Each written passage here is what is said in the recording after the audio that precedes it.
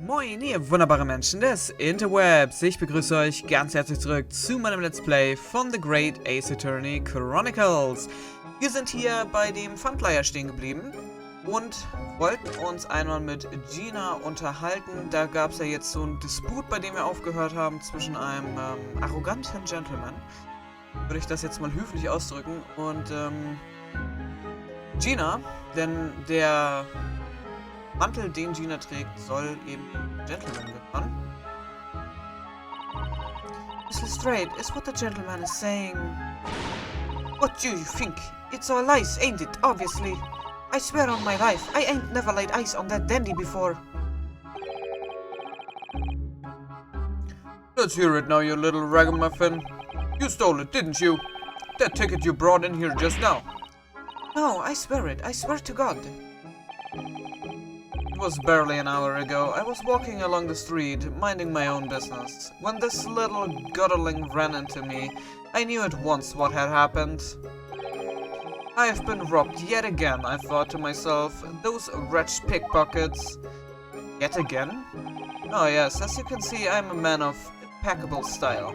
This isn't the first time that I've been targeted by these backslum scoundrels. Now then, relinquish my overcoat. Come along now, Miss Lestrade. Give the good gentleman his coat back. If you're going to cause trouble, I shall have no choice but to call the police. Hold on, why does everyone think it's me?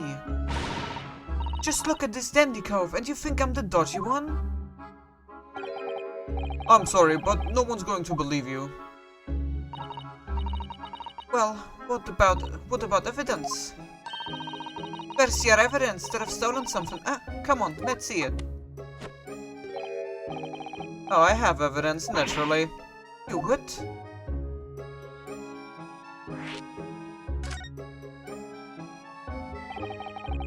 Evidence that the article Miss Lestrade redeemed actually belongs to this gentleman. Of course, we need only consult Mr. Windybank's ledger to know the truth. We'll be able to look up the name of the person who posted the article in the first place. Oh mein Gott, ich kann gerade überhaupt nicht lesen. Yes, brilliant. I'm very sorry, but I'm afraid it won't be possible. I never ask customers' name. That's a strict policy of mine. But why not? Well now, as you can imagine, some of my customers have circumstances to consider. A great many of them prefer to maintain their anonymity. Yes, I see. But then, how can you know if an article belongs to the person asking to redeem it? Oh, it's quite simple. Good sir, might I trouble you for the watchword associated with the article in question? Of course, it's Professor. Yes, that's right. And all the evidence we need. This gentleman is the rightful owner of the article, without doubt. A watchword? Interesting.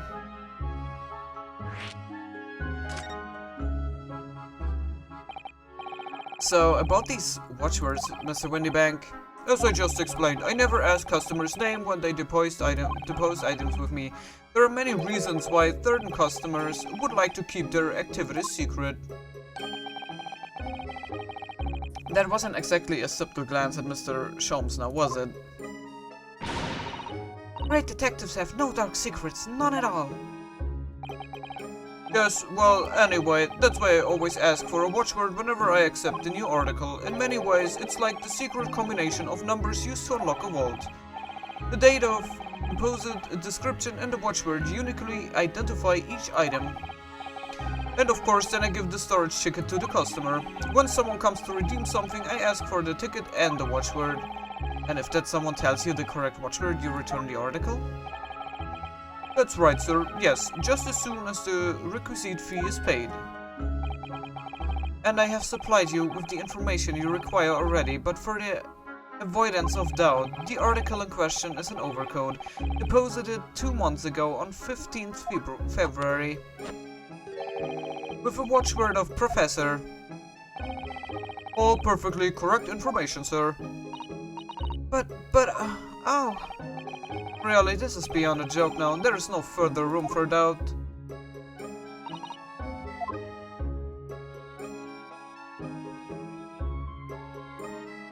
Ich muss ja sagen, dass ich trotzdem irgendwie Gina glaube, dass die damit nichts zu tun hat. Ich würde mal gerne mit dem Herrn hier reden. Picture Postcard Gentleman. Excuse me, but who are you? One would expect the inquiry to introduce himself first. Though clearly you are not British, so perhaps our ways are foreign to you. Oh, sorry, yes, we are from the Empire of Japan. We're studying here. Oh yes, Japan. I've heard talk of the place. Its inhabitants alive on some fiery brown-colored soup dressed up with exotic spices. Might be thinking of somewhere else. And what was that theatrical gesticulation about? Perhaps, anyway, if you're a gentleman, sir, you offer your own name first before inquiring after the name of another. Of course, yes, I am Ryunosuke Naruhodo. I'm a lawyer. Well, a student of law, really. My name is Susato Mikotoba. I am Mr. Naruhodo's assistant. I see. My name is Benedict. Yes, Edgard Benedict. Enchanté. He's so refined in how he holds himself and how he speaks, but the name is vicious. Now, to the matter at hand. My overcoat, return it at once to someone with the style to carry it off. Every move he makes, every breath he takes, I can't stand watching him.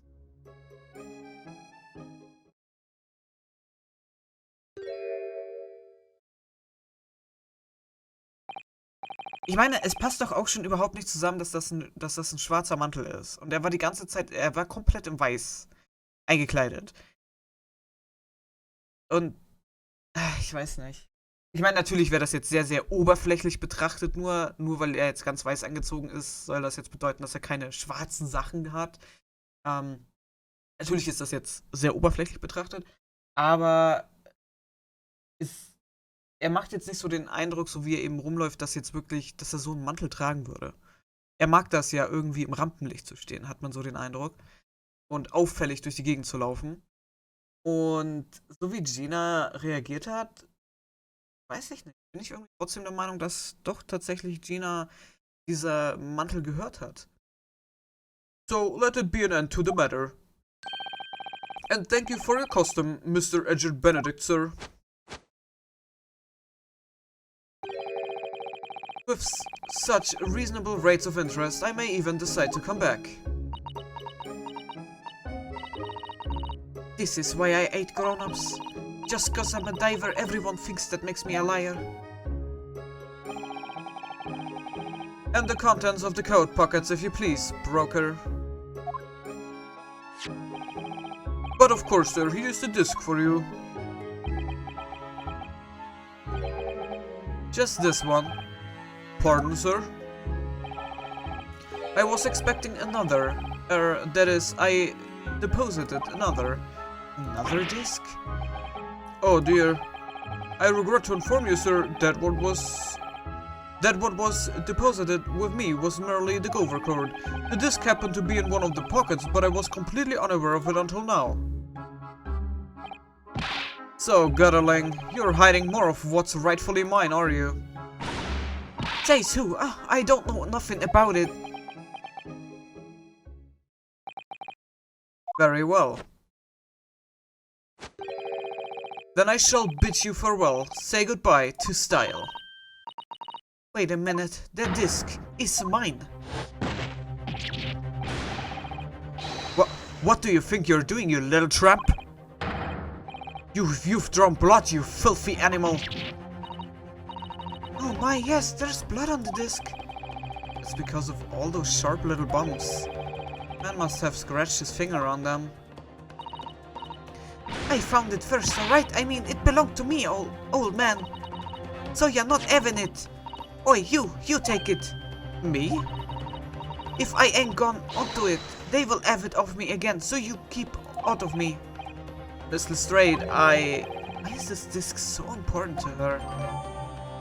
Okay, a metal disc used to play music in a mechanical music box. A piece of music which remains unidentified is stored on the disc by means of small protrusions. You there in the black livery. Hand that disc to me at once, please. No, don't. He's lying. Grown-ups are all liars. What do I do now? How am I going to resolve this? Ich würde sagen, dass wir einfach mal hier unseren Mr. Sholmes fragen, der sich hier die ganze Zeit verdrückt und raushält. Mr. Sholmes, what are you examining with such keen interest there? As you enjoy a bar of caramel, I see.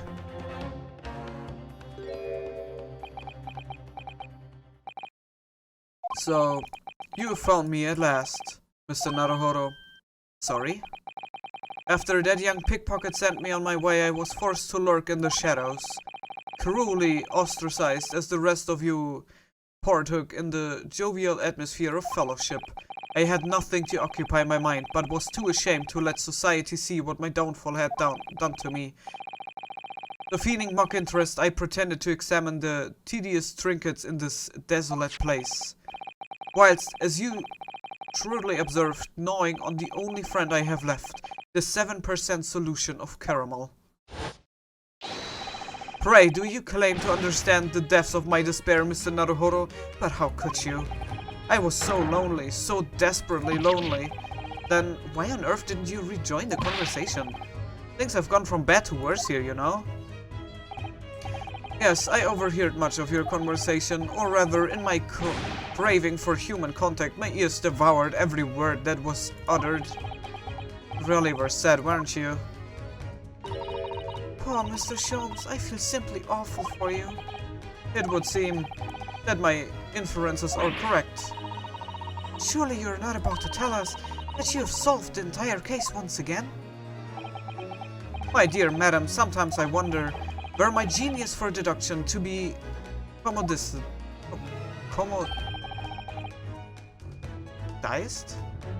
Ich sollte aufhören, die Dialoge so frühzeitig zu überspringen, weil im ersten Moment denke ich, ah ja, okay, das Wort sprichst du so aus, aber dann, wenn ich es weggedrückt habe, denke ich mir wieder, ach, nee, das ist, glaube ich, doch nicht richtig.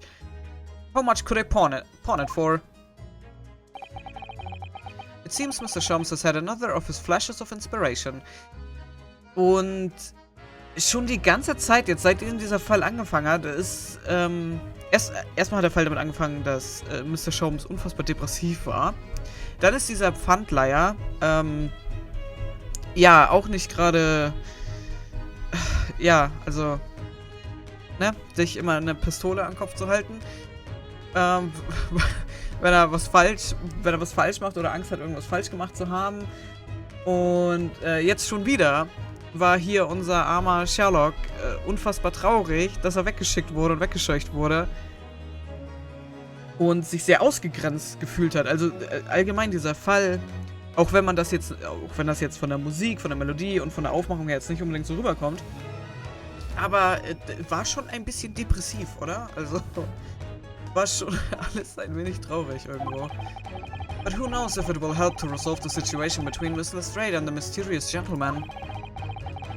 What's the right thing to do here? Leave it oder listen to the deduction? Na, dann würde ich doch mal sagen, hören wir uns an, was Herr Gutmann zu sagen hat. Well, Miss Lestrade, it would appear you find yourself in something of a predicament. Where the blue blazes have you been, eh? Pardon? When a lady's in trouble, a true gent's supposed to be there to help. Straight away, not an hour later.